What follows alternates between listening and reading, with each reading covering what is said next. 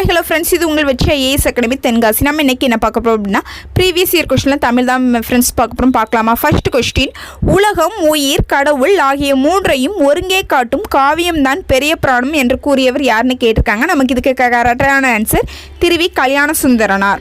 அடுத்த கொஸ்டின், சரியான கூற்றுகளை தெரிவு செய்க. இளங்கோவடிகளை பற்றி கொடுத்துருக்காங்க. சேர மரபை சார்ந்தவர், சிலப்பதிகாரத்தை இயற்றியவர், அடிகள் நீரே அருள்க என்று கூற்றுக்குரியவர், நாட்டுதுன் யாமோர் பாட்டுடை செய்யுள் என்று கூறியவர். இதுக்கு நமக்கு கரெக்டான ஆன்சர் ஏ, அனைத்தும் சரி. எல்லாமே இளங்கோவடிகளை பற்றி கரெக்டாக தான் ஃப்ரெண்ட்ஸ் கொடுத்துருக்காங்க.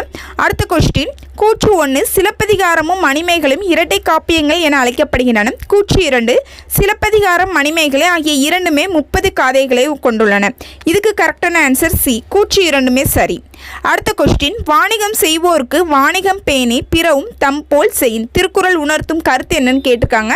நமக்கு கரெக்டான ஆன்சர் சி, நேர்மை. தேங்க்யூ.